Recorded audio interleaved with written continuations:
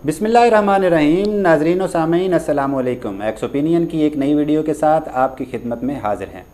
नाज़रीन, क्या आप जानते हैं कि 1950 में जब रूस ने अमेरिका को अपने खलाई सफ़र के दौरान पीछे छोड़ दिया तो अमरीकियों ने खुद ही अपने मयारात तालीम पर सवालात उठाना शुरू कर दिए। शकूक व शुबहात ने जन्म लिया और ये सोचा जाने लगा कि तालीमी निज़ाम में कहाँ पे कोई कमी है कि साइंसी तरक्की में हम पीछे रह रहे हैं। और तब पहली दफ़ा अमरीकी तालीमी इदारों में करिकुलम यानी निसाब की नए सिरे से तरतीब व तदवीन का काम शुरू हुआ। इस काम के मुस्बत नताइज बहुत जल्द अमरीकी साइंसी तरक्की की शक्ल में नज़र आना शुरू हो गए। यूँ इस करिकुलम को मुल्की तरक्की के साथ हमेशा के लिए जोड़ दिया गया। नाज़रीन, क्या आप जानते हैं कि करिकुलम क्या होता है और ये कैसे मुल्की तरक्की में मुल्कों की मदद किया करता है? अगर आप इस सवाल का जवाब जानना चाहते हैं तो हमारी वीडियो को आखिर तक देखिए, हमारे चैनल को सब्सक्राइब कीजिए और बेल आइकन को दबाना ना भूलिएगा।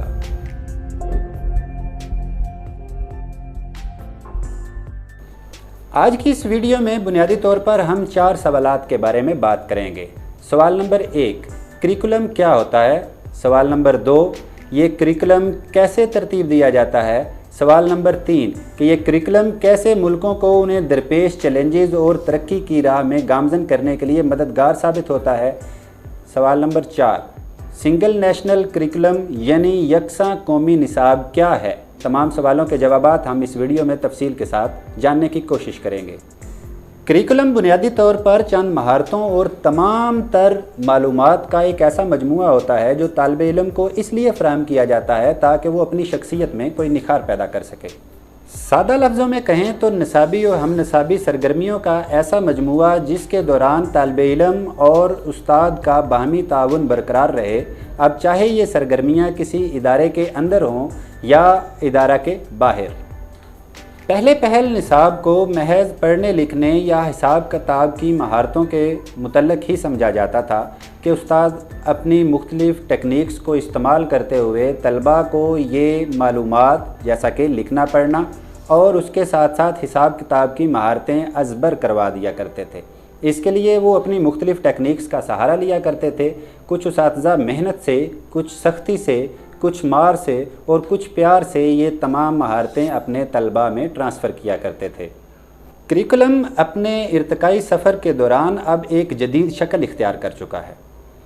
अब करिकुलम उस माहौल को कहा जाता है जिस माहौल में रहते हुए बच्चा अपनी तालीम हासिल करता है और अपनी तमाम तर निसाबी और हम निसाबी सरगर्मियाँ सर अंजाम देता है और फिर नतीजतन मुल्क व कौम की तरक्की में अहम किरदार अदा करता है।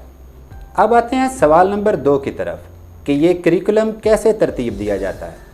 तो करिकुलम तरतीब देते हुए बहुत से असूलों और पहलुओं को मद्देनज़र रखा जाता है।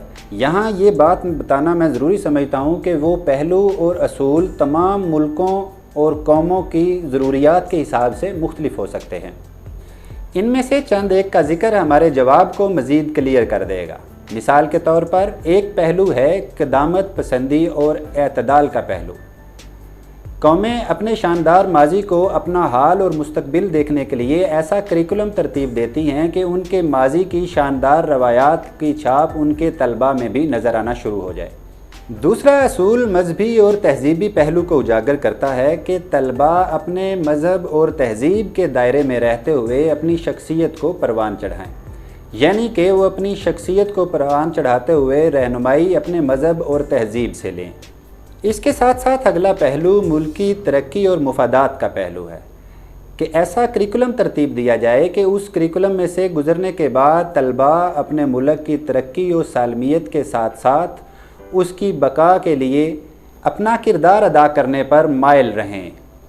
एक और अहम असूल ये कि तालीमी निज़ाम की मरकज़ी हैसियत तालिब इल्म को हासिल है। ऐसा करिकुलम तरतीब ना दिया जाए कि मुस्तकबिल में दरपेश चैलेंजेस को मद्देनज़र रखते हुए तालिब इल्म की हालिया दिलचस्पियों को ही मस्मार कर दिया जाए। तालिब इल्म के टैलेंट को नज़रअंदाज नहीं किया जा सकता, या दूसरे लफ्ज़ों में ये कहें कि ऐसा करिकुलम तरतीब दिया जाना नहायत ज़रूरी है कि तालिब इल्म की तख्लीकी सलाहियतें उजागर हों और वो उभर कर सामने आएँ ताकि वो इन अपनी तख्लीकी सलाहियतों को मुल्क व कौम की तरक्की के लिए इस्तेमाल कर सके। इन तमाम असूलों के साथ साथ और भी मुस्तकबिल और हाल के तकाज़ों को शामिल करके करिकुलम को तरतीब दिया जाता है। تاکہ حالیہ اور مستقبل کے تمام چیلنجز کو ایک ساتھ نپٹا جا سکے۔ مثال کے طور پر اگر کوئی ملک ایک دہائی تک کوئی بڑا سائنسدان پیدا نہ کر سکے تو اس کے کریکولم کو ترتیب دیتے ہوئے قدامت پسندی اور اعتدال کی بجائے جدت پسندی کو سامنے رکھ کے ترتیب دیا جاتا ہے، یا دوسرے لفظوں میں یہ کہیں کہ فنون لطیفہ کو کریکولم میں تھوڑا کم کر دیا جاتا ہے اور اسی طرح سائنس اور ٹیکنالوجی کو تھوڑا سا بڑھا دیا جاتا ہے، جس کے نتیجے میں طلباء میں سائنس اور ٹیکنالوجی کی طرف رجحان بڑھنا شروع ہو جاتا ہے اور ملک اگلے چند سالوں میں یا ایک دہائی میں یا 2 دہائیوں میں کوئی بڑا نام پیدا کرنے کے قابل ہو جاتا ہے۔ اسی طرح ملک کو مستقبل میں پیش آنے والے ڈاکٹروں کی کمی کے چیلنج کو بھانپ لینے کے بعد ثانوی تعلیم کے کریکولم کو کچھ اس طرح ترتیب دیا جاتا ہے کہ زیادہ سے زیادہ طلباء میڈیکل سائنسز میں دلچسپی لینا شروع کر دیں اور اپنی پروفیشنل لائف کو میڈیکل سائنسز کی طرف موڑ دیں۔ اب آتے ہیں سوال نمبر 3 کی طرف کہ کریکولم کیسے ملکوں کی مدد کرتا ہے ترقی کرنے میں اور ان کو درپیش چیلنجز کا مقابلہ کرنے میں۔ تو ناظرین، جیسے ابھی ہم نے پچھلی مثال میں ڈاکٹروں کی کمی کی بات کی کہ ڈاکٹروں کی کمی کو پورا کرنے کے لیے کریکولم کو ہی ایسے ترتیب دیا جاتا ہے کہ آنے والے چند سالوں میں ڈاکٹروں کی کمی کو پورا کیا جا سکے، اسی طرح ملک میں کسی بھی شعبے میں افرادی قوت کی کمی کو پورا کرنے کے لیے یا اس کو بڑھانے کے لیے ہم کریکولم کی نئے سرے سے ترتیب و تدوین پر ہی انحصار کرتے ہیں۔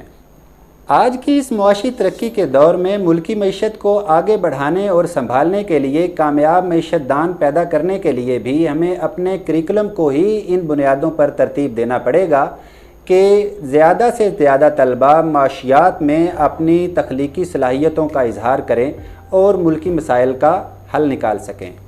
ملکی ترقی کے تمام پہلوؤں کو مد نظر رکھتے ہوئے جب کوئی کریکولم ترتیب دیا جاتا ہے تو وہ واقعتاً ہی ملک کو ترقی کی راہوں پر گامزن کر دیتا ہے۔